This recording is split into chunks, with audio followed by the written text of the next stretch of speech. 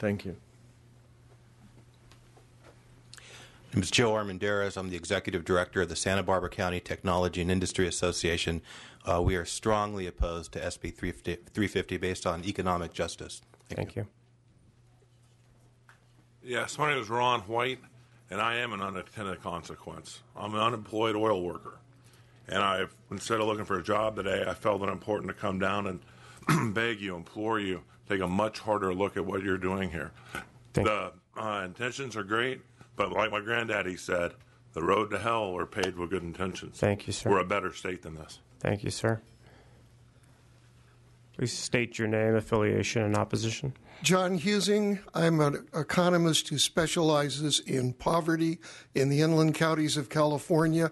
I ask you to pay attention to the unexpected consequences of what you're considering. Thank you, sir. Good afternoon. Rex Roden with the Association of California Car Clubs.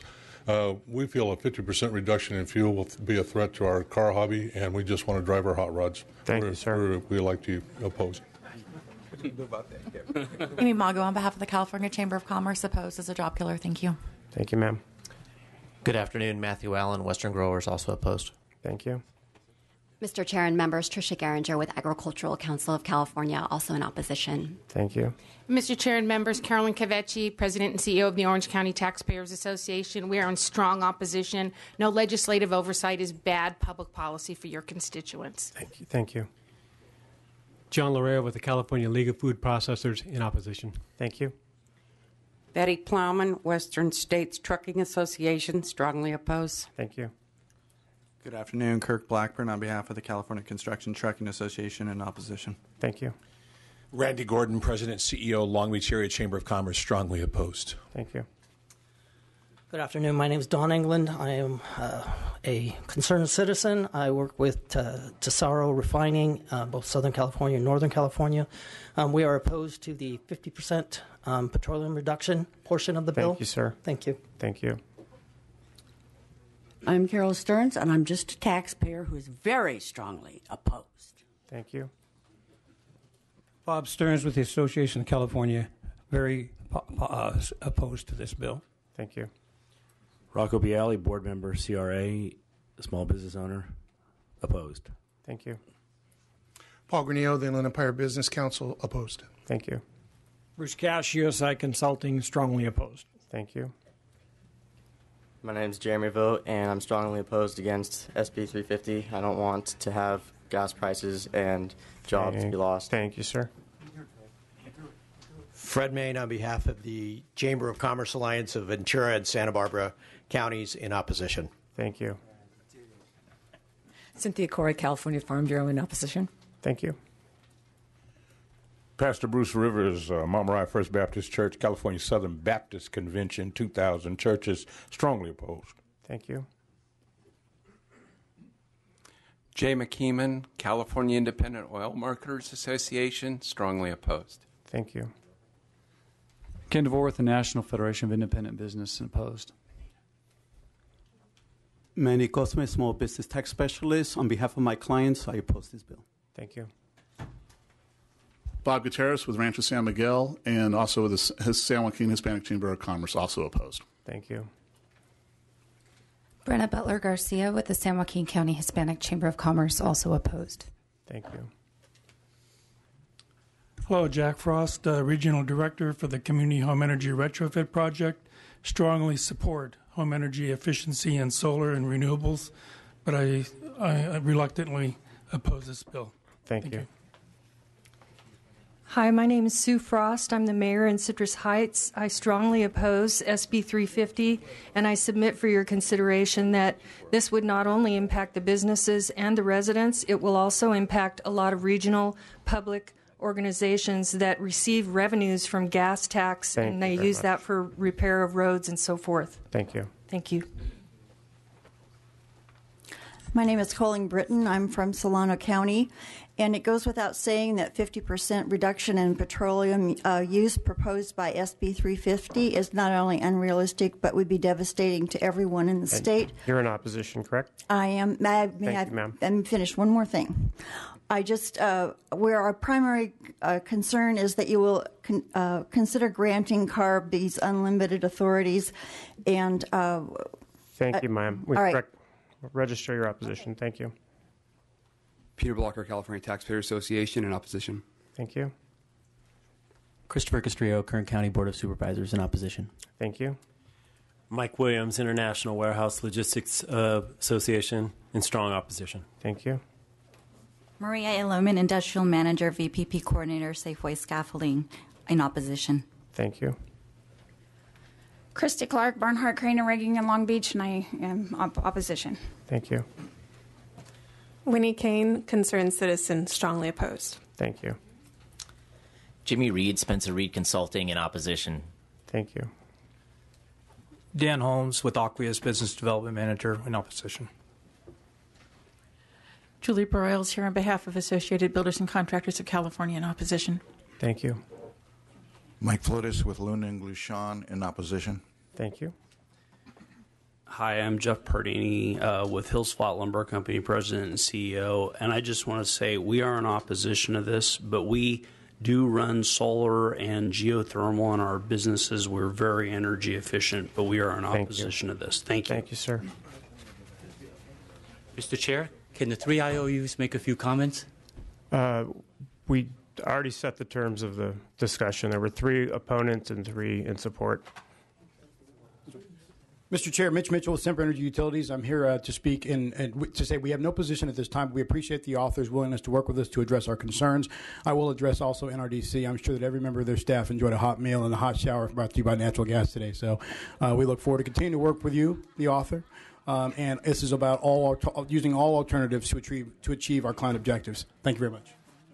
Mr. Chair, I'll just make this real quick. Fang Wan, Senior Vice President of PG&E. And PG&E has no formal positions. We're trying to get to a support position. We are anxious. No amendments have been made to address our top priorities. We have 2 top priorities. List them quickly, please. The first one is to effectively make DG rooftop solar panels count. By all means, they are renewable energy. Thank you. That's the first. What's the second? And the second one is to allow us the flexibility to use short-term contracts in conjunction with long-term contracts, because a balanced portfolio will provide the lowest cost for our customers. Thank you very much. Mr. Chair and members, Darren Boughton with Southern California Edison. I will also try to be quick. I'll just echo what Fong said, if that makes it easy. The one thing that I would suggest is we actually want to thank the chair for his process that he has been facilitating so far. I think at the same time we want to just express concerns, because though we've been engaging in conversations for the last few months, we've seen no real meaningful movement on any of the amendments for our priority policy issues. Okay. And so I think we would like to at least see that movement in order to remain neutral. Appreciate it. Thanks. Thank you very much. Okay, so we've heard from, is there anyone else who wishes to speak, express opposition or support? Great. Sorry? Okay. Let's do questions and answers now from the committee staff. Okay. Ms. Burke? I want to be first. First, I want to thank, I don't know if we're accepting the amendments, but I want to thank you for the amendments here about the CARB's oversight. However, I am still a little bit concerned that kind of with CARB's history, especially when it comes to disadvantaged communities, I have not had the best experience so far. That we don't actually have a process in here that actually lets us approve whatever their plans happen to be. So I don't know if that is on the table for conversation, but I thought I was alone in that concern, and as it turns out, apparently today, not so alone in that concern. Before you address that, Mr. Pro Tem, I wanted to, for clarification's sake, there's been a lot of conversation about amendments. I know a lot of the committee members and the Pro Tem have worked very closely together. Please correct me if this is incorrect. You are taking the amendments outlined in the staff analysis, except for those in comment number 8 relating to consumer protection for energy efficiency improvements. We are number 8 with regards to energy efficiency, consumer protection for energy efficiency. We're going to work on that still, following conceptually in agreement, Mr. Chair. I think we just have to sort of write it and draft it just in a much more elegant way when we get together. Tweak that a little bit. Okay. So not taking number 8 at this time, and then with respect to number 9, involving natural gas, which is something that there's been some discussion about as well. We are going to, in comment number 9, we want to include that it'll be short-term in nature. Yeah. Short-term in nature. A very good appreciation, obviously, Mr. Chair, with regards to your corridor, which is a large corridor, the heaviest corridor, I would say, probably in the country with regards to goods movement.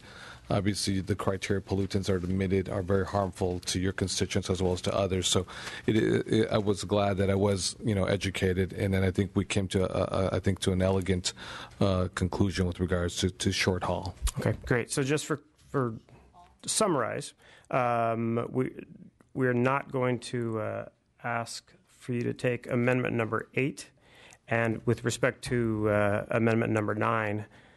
Comment number 9, we're going to insert the phrase short-term nature next to natural gas. That's correct. And again, obviously, for today's purposes, obviously, with regards to energy efficiency, on the consumer protections, this is something that we want to continue working with you, Mr. Chair. Great. Thank you.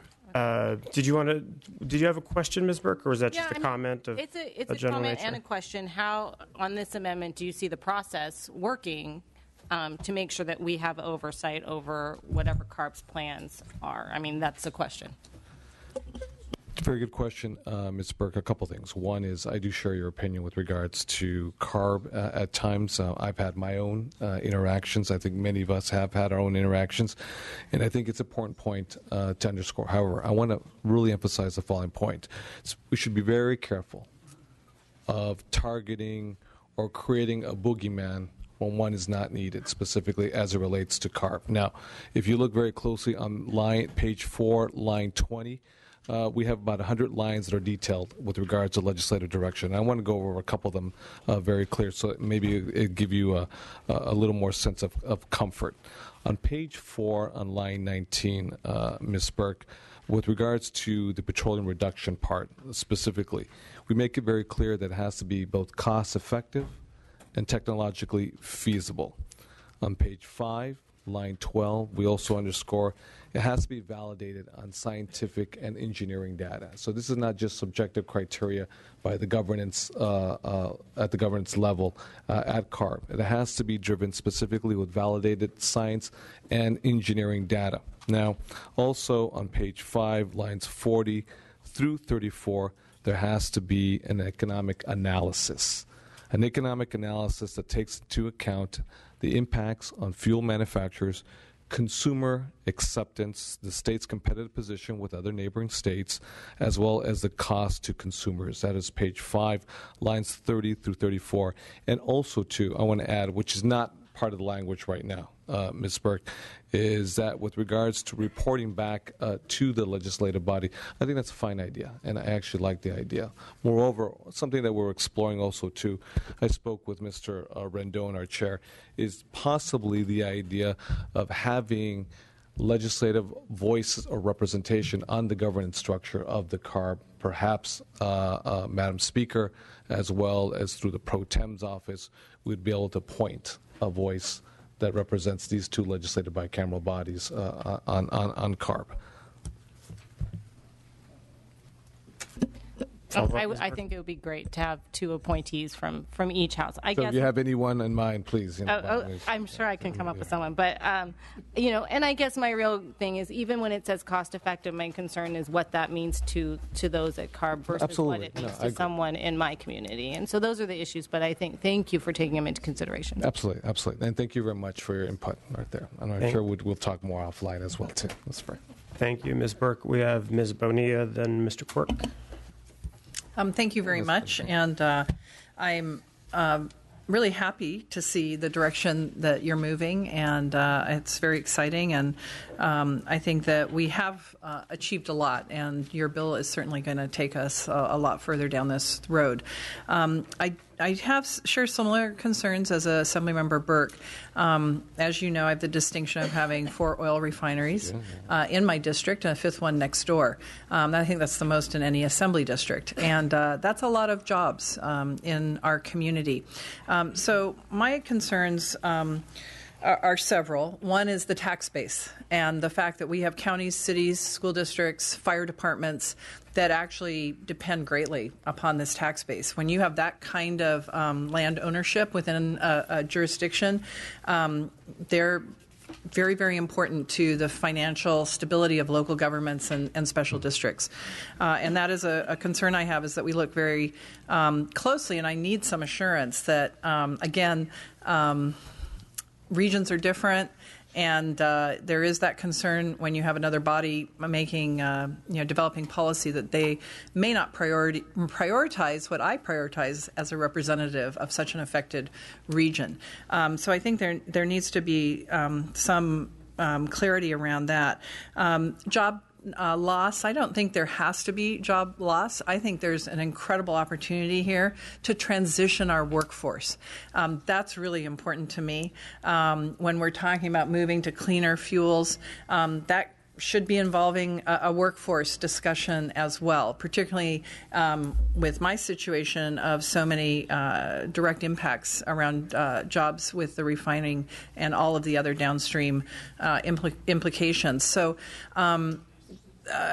those are some of the details that I really need to get better sense that and assurance that that's going to be addressed. And I don't know that I have a complete level of comfort that while CARB has a mission that they are fulfilling, that they necessarily understand or would fully be sensitive to the regional impacts. So when I look at this, I feel that we're almost missing a bit of a step when we're talking about oversight, because I feel that what comes before that, when we sit here as elected representatives, as the legislature, is legislative approval. And I'm not quite sure that it's fully fleshed out yet what I would be approving that would have such dramatic impacts on my district. I believe oversight is covered in the bill. I think you do have the outlines of a structure. So I just wanted to hold that out as something that I think really would be an improvement and not a detriment. And I don't think, just like we've had a discussion about the boogeyman or whatever, I don't think we need to be afraid of bringing things back to the legislature. I don't think we need to be afraid of public hearings and open discussion and having everybody be able to represent their unique situations. I think that we can move really powerful policy forward through our legislature. So I am supporting the bill. I just want to say that I really would need to see this issue addressed of the legislative role because of my situation, and you probably have another 119 situations that other legislators would be thinking of as well. No, through the chair. Thank you, Mr. Chair. Ms. Booney, and I thank you very much for your comments, and you've been an excellent, representative of your district. Obviously, you're my daughter's assemblywoman, and your advocacy for your constituents, irrespective of where they may fall on the issue of fossil fuels. Obviously, it's a big economic generator for your district, given the number of refineries that you have within your district and outside your district nearby, Richmond, for example. So I appreciate very much your perspective. And along the lines with Ms. Burke, to her perspective with CARB, I can say this for the record. I'd be more than happy. And in fact, I will bend over backwards to meet with both of you and others too as well in a bipartisan manner to deal with this issue of CARB and with regards to reporting, with regards to accountability. But I want to underscore one thing too, and I want to go back to what I said with Ms. Burke too. I also want to be careful also too. Economic growth is absolutely critical, and I agree wholeheartedly. One of my concerns with regards to unemployment that we're witnessing right now as we speak is obviously Kern County. Kern County has declared a fiscal emergency because of the price of oil. They have declared a fiscal emergency in Kern County, and they're looking for a fix. And it's a very volatile situation in Kern County right now, given the dependency on fossil fuels. Interestingly enough, in Kern County, they have just built the largest solar array in the entire world. And at the Tehachapi Pass in Antelope Valley, they also have the largest wind farm that are generating jobs. The Republican leader of the Senate, or I should say, the soon-to-be Republican leader, Ms. Fuller, no longer calls Kern County an oil county. She calls it an energy county with respects to the diversity of the portfolio in Kern County. So economic growth and job creation and sustainability is absolutely critical. It's absolutely fundamental. I do believe wholeheartedly that with SB 350, we have an opportunity to create a new economy of tomorrow. The reality is our dependency on fossil fuels, whether it be domestic or foreign, is simply not sustainable. Because the question also remains, is at what cost? To the public health costs, because we're already spending hundreds of millions of dollars that are not factored into overall costs of doing business in the state of California when it pertains to these emissions, whether they're carbon, CO2, or other criteria pollutants, whether it's NOx, SOx, or particulate matter, 2.5, or short-lived climate pollutants, black carbon, that are emitted into the lungs of young children. But I want to get back to the point with regards to working with you, Ms. Bonilla, because I know you to be a very fine legislator, and with Ms. Burke, who I know is very smart, and I will commit that I'll work with both of you. I guess I'll take fine over smart. I don't know. But together, You're it's a pretty good fine team. and smart. Well, Sure. Thank you very much. And as I said, this really isn't about the goals. It's just about the process. And I think the goals are laudable and achievable. It's about how do we get there and making sure, again, that we're a part of that as elected representatives. I think that's very important. Thank you very much for your willingness to work together. Thank you, Ms. Bonilla. Mr. Quirk, and then Ms. Garcia. First, I'd like to move the bill. Second. All right. The second, I'd like to associate with myself with Ms. Burke's and Ms. Bonilla's comments. Thirdly, I'm concerned that with regards to CARB. Ms. Burke is concerned about poor communities. Write it down. All right. Sure. Ms. Bonilla is concerned about bringing back programs to the legislature. I think that's extremely important that we get oversight of these programs. And I'm also concerned about our refinery workers as well. Okay. The third thing I would like to bring up is the idea that 50-50-50 is the correct way to do it. In a hearing room adjacent to this one, I introduced the head of the E3 study that the governor based his 50-50-50 speech on. And I said, and she said, no, we do not support 50-50-50. That was just a study. That is the one way to do it, but it may not be the best way. Mm-hmm. And what I'm concerned about in here is that maybe the best way is we go to 60% renewables portfolio standard. Maybe the best way is we decrease energy use in buildings by 80%. And we do less or more in other areas. And I wish you would consider asking the Air Board and the appropriate agencies to come back and say, what is the optimal mix? What programs do we need to have? For example, if we were to have 8 million vehicles, we would, I believe, need to take a large part of the cap and trade monies and use it to subsidize the purchases of electric vehicles and the deployment of a system to charge them for daytime in particular, because no one's going to want to wait an hour or two in the middle of the day to charge their car. So we're going to need to have them all over the place in virtually every place you can park. And Ms. Burke mentioned in a previous discussion that for her constituents, half of them may be able to afford to buy Teslas, but the other half cannot purchase an electric car. So we're going to have to spend a lot of money Also, in this hearing that we had, we heard that hydrogen just isn't there yet. Right now, it's basically natural gas to go to electrolysis. The scientific judgment is that that's a decade away, and I warn you, I was told that in 1970. So, with the last oil crisis, I remember all the oil crises.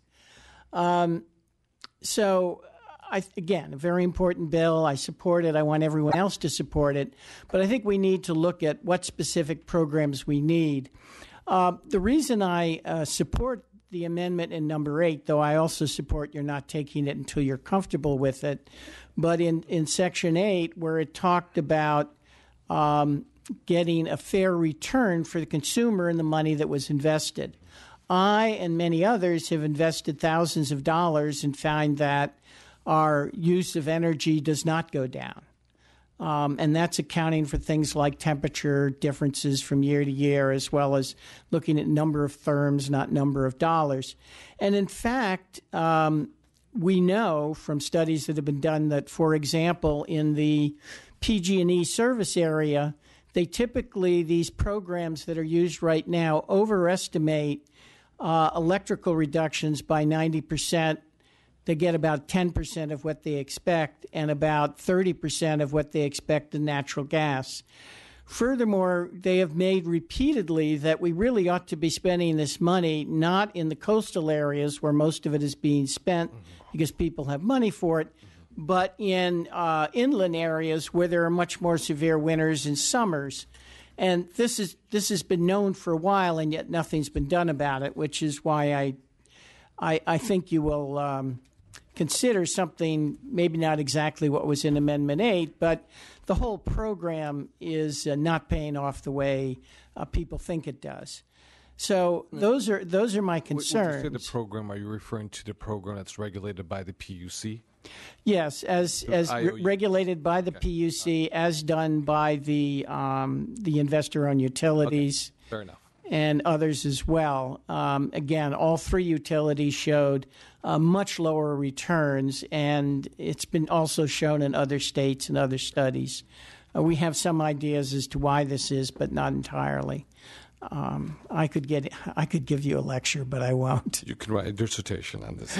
At any rate, so I think it is the most important thing, though, is to look at what are the specific programs, what are they going to cost, and what is the right mix? Is it 50-50-50, or is it something else? So with that, I close my comments. Thank you, Mr. Quirk. Thank you, Mr. Quirk. I'm sorry, Ms. Garcia, and then Mr. Oberdolte. Thank you. I'm going to start off with a question that's not for me, but I promised my colleague to ask, and then I'll go into the multitude of questions I have for myself. Ms. Eggman asked me to ask you specifically about the renewable status of Stanislaus Resource Recovery Facility, and kind of what's... We're looking into that. We're engaging Assemblymember Adam Gray, since that's his district, and I'm expecting to see Mr. Adam Gray hopefully very soon. So we have told the advocates for that specific amendment to please engage Mr. Adam Gray, and that's my answer. Okay, and so I know it's important to Ms. Eggman also. It's important to myself also in there, and it's something that goes back to the 90s, and so Stanislaus County, Ohio, feel, yeah. So we believe Mr. Adam Gray is very important. I know she wanted me to make it clear that it was important to more than just Mr. Adam Gray out there. So okay, that's on her behalf. Okay. On my behalf. You and I have been having conversations, and I appreciate your response and your time. And I was happy to see a number of these amendments in print today. And I'm going to start off when you have an amendment about oversight and accountability and creating an environmental justice advisory group, which I think is a step in the right direction. Like Ms. Burke, I've had frustration with ARB. I've been a legislator, and I picked up the phone, and I've gotten responses where they're kind of just going to basically work around me. And so I find that really, really concerning to give them further authority along the way. And so I'm interested in, as this moves on, defining a little further who's going to be on this advisory board, kind of what's its composition, to make it sure that it's fair and it represents the competing needs across our state, and it's not just one region centered along the way. But I do appreciate that direction that you're going with one of my concerns. Mr. Quirk talked about the crisis in the 70s. We've been talking about renewables since then.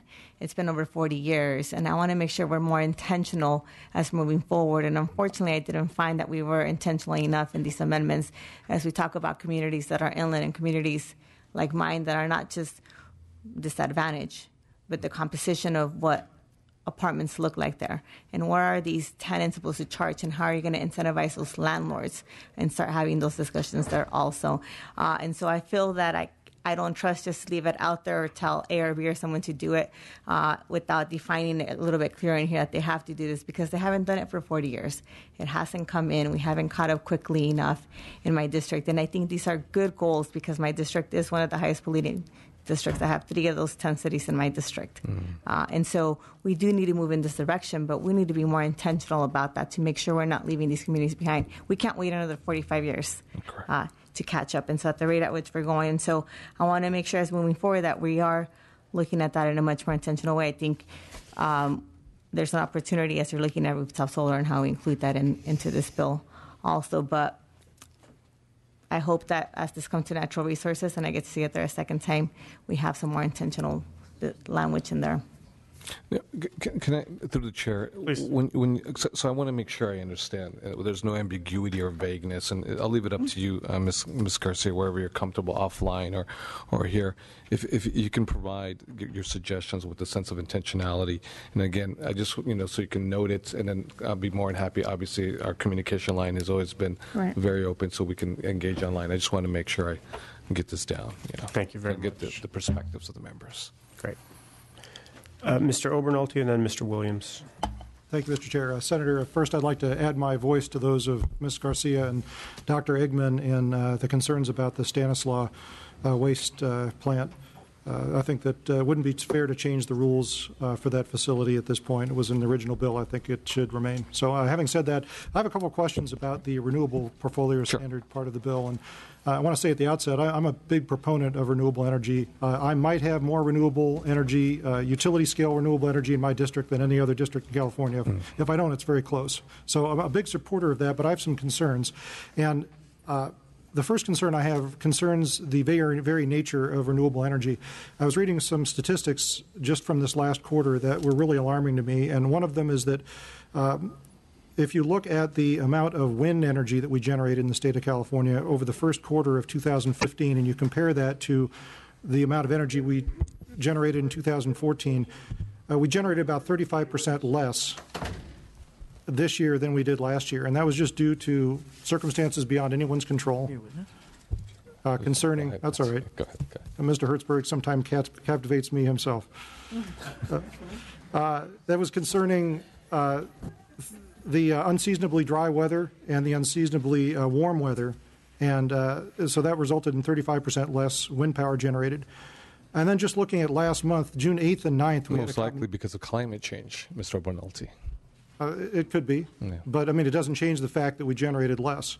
June 8th and 9th last month were particularly bad for solar. We had a combination of rainy weather and cloudy weather, and that caused a spike in the price of wholesale electricity. So I have a concern about grid reliability. If we increase the standard from the current rate to 50%, I'm concerned that these problems are just going to be exacerbated. And I'm curious whether or not you share this concern and what we can do to mitigate. Absolutely.